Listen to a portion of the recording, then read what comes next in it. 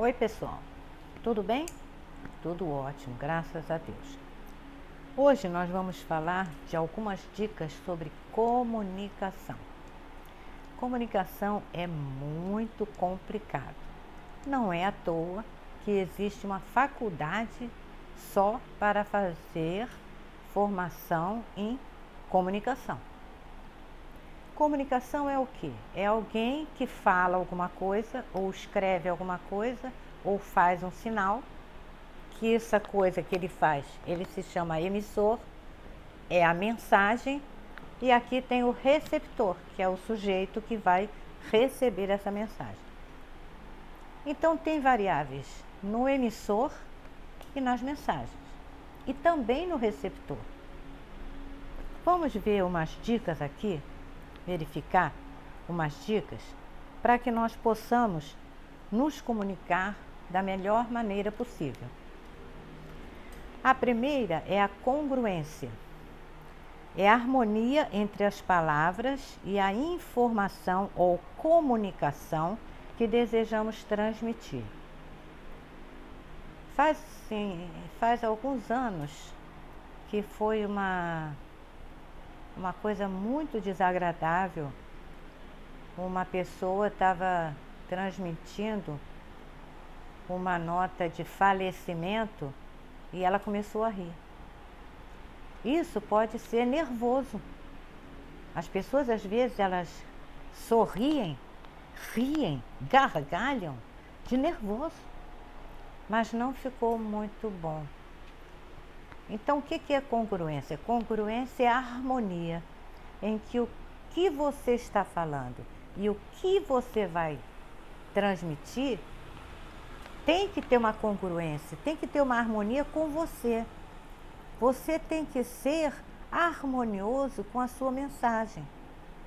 Se eu estou falando uma coisa alegre, aí eu vou sorrir, vou fazer gestos de alegria, né? E se é uma coisa não tão alegre, uma coisa mais séria, tem que ter uma postura de seriedade, né? Isso com tudo, com tudo. Sempre nós temos que ter coerência na nossa vida. Essa congruência, essa harmonia é a coerência entre o que você faz, o que você diz e o que você está transmitindo. Até existem pessoas que dizem: faça o que eu faço, mas não fale. Como é que é o negócio? Eu não sei. É um ditado desse que diz aí: faça o que eu faço, mas não faça o que eu digo. Um negócio desse. Isso é incoerente. Né? A pessoa tem que fazer e falar o que ela acredita. A harmonia, coerência. A segunda dica é: tenha sempre opções.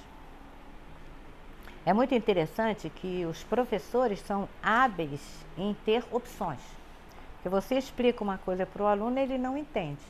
Então o que você faz? Você vai plano B. Segunda opção. Você explica a mesma coisa de forma diferente, com outras palavras, e aí ele vai entender. Então aqui, na Estrutura da Magia, o livro do Richard Bandler, ele diz: se você continuar fazendo o que sempre fez, vai continuar recebendo a resposta que sempre recebeu. No caso do professor, o aluno que não entende. Ele vai falar a mesma coisa e não entende. Tem que ter um plano B. Você tem que ter opções. Você fala uma coisa para o seu filho e ele não entendeu. Você explica de outra forma. Usa outras palavras. Usa um exemplo. Opções. Na vida nós precisamos ter opções. Alguma coisa não caiu do jeito que você queria, não coincidiu do jeito que você queria, do jeito que você programou. Plano B. Opções. Assertividade. O que é ser assertivo? Ser assertivo é ser afirmativo. Então ele diz: dizer o que quer e tem vontade com as restrições da boa educação e no momento adequado. É muito comum as pessoas dizerem: ah, ele é tão...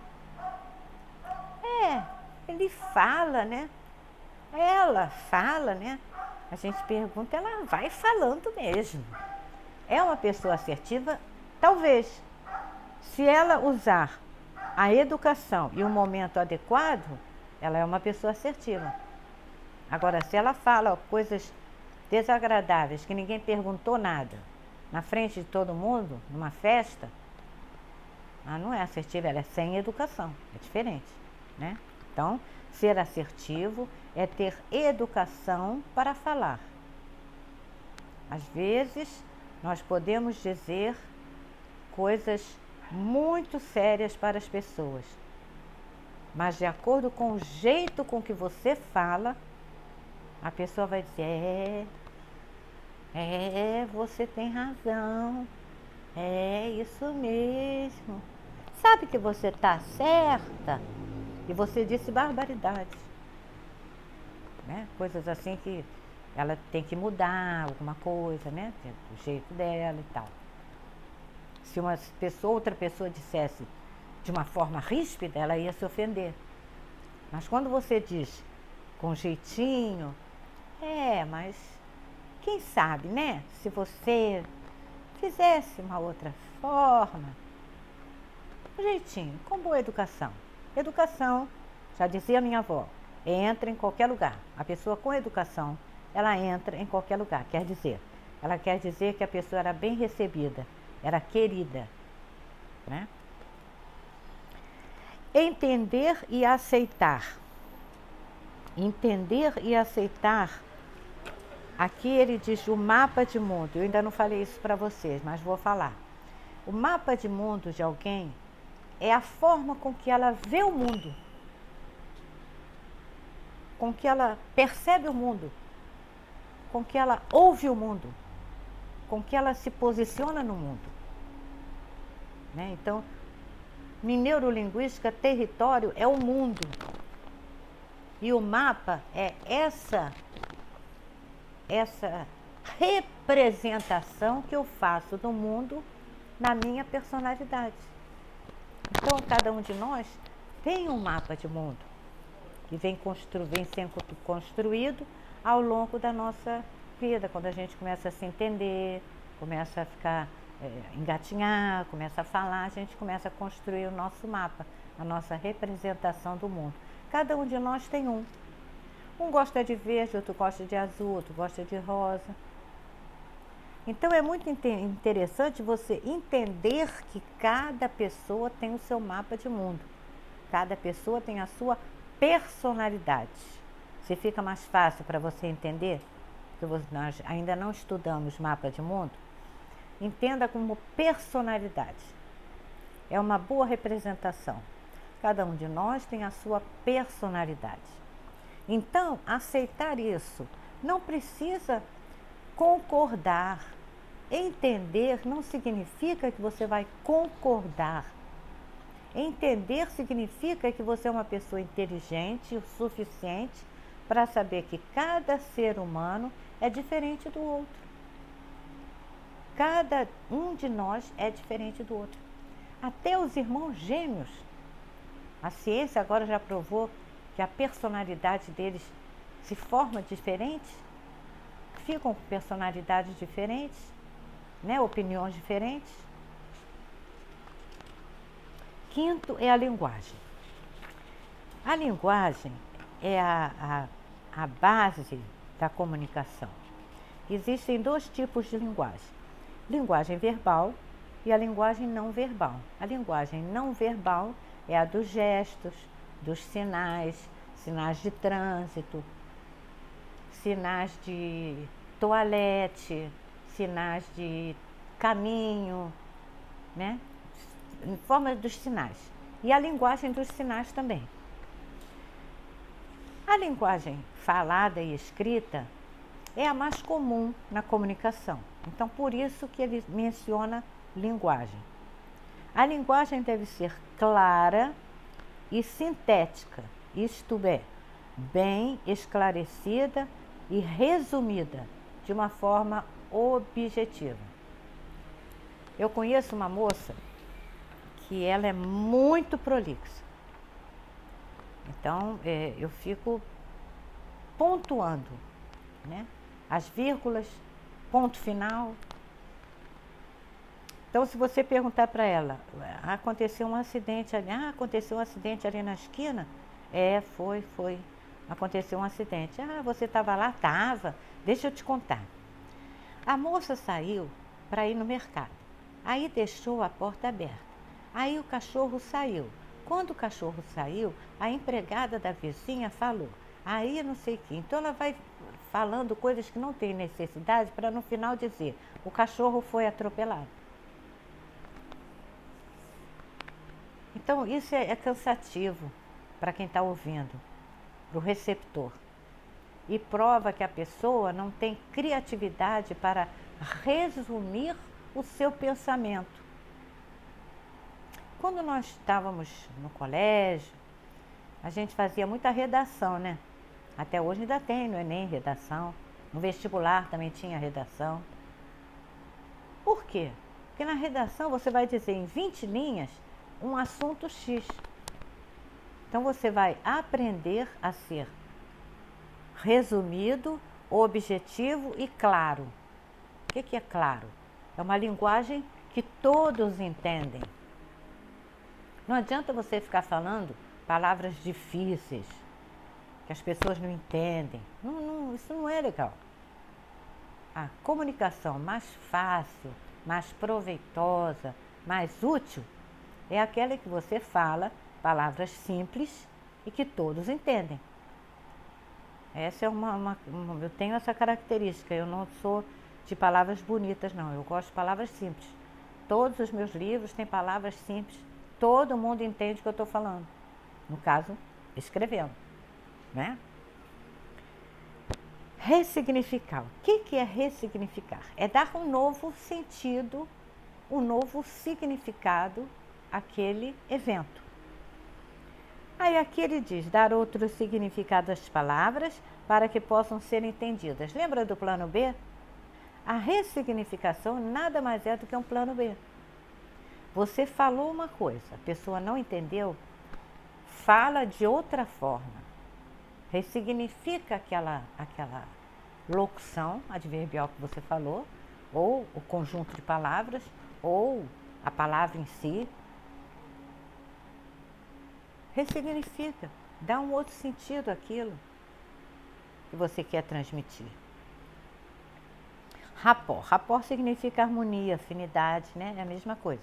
Rapport é uma resposta que as pessoas nos dão. Quando as pessoas têm afinidade, elas nos dão um rapport bom, né? Um rapport útil para o nosso crescimento. E ele é sempre bom. E o rapport que vem negativo também é bom, é útil. A gente lembra que a gente aprende com as coisas que são desagradáveis? É isso aí. É harmonia, afinidade. Saber ouvir e saber falar. Saber ouvir é tão importante quanto saber falar. Ouvir é diferente de escutar. Ouvir, você usa o sentido da audição para entender os sons. Você usa os ouvidos. Quando você escuta, você ouve com atenção. Então, escutar é ouvir mais atenção. É importante saber ouvir e saber falar, por quê? Porque nós temos, pela felicidade da perfeição universal do Criador, Ele nos deu 2 ouvidos, 2 olhos e uma boca. Então, para você olhar mais, verificar mais, observar mais, ouvir mais, verificar mais, observar mais e falar o estritamente necessário, sem ser prolixo. Outra coisa muito importante também no saber ouvir e saber falar é não falar junto com a pessoa. As meninas de telemarketing, eu já disse isso no outro vídeo, elas têm um hábito horrível. Elas ligam para você, aí você começa a conversar com elas, aí você começa a perguntar, elas falam junto com você.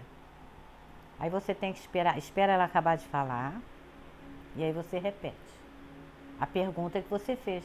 Porque ela não ouviu a sua pergunta, que ela falou junto com você. Então isso é um vício de comunicação muito horrível, porque prejudica muito a comunicação.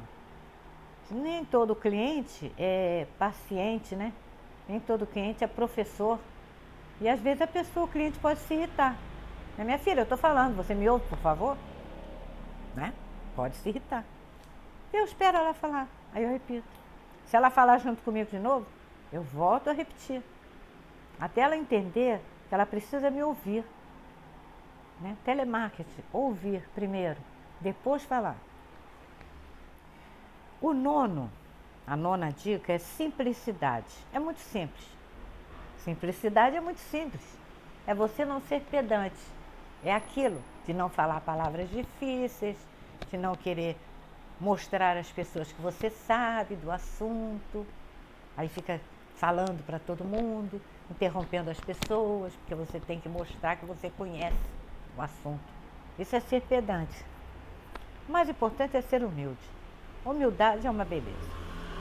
E o tom de voz, tem que ter um tom de voz adequado, harmonioso, para que as pessoas possam te entender, possam aceitar o que você está falando e, se discordarem, tenham uma postura adequada nessa discordância. Então essas são as 10 dicas da boa comunicação.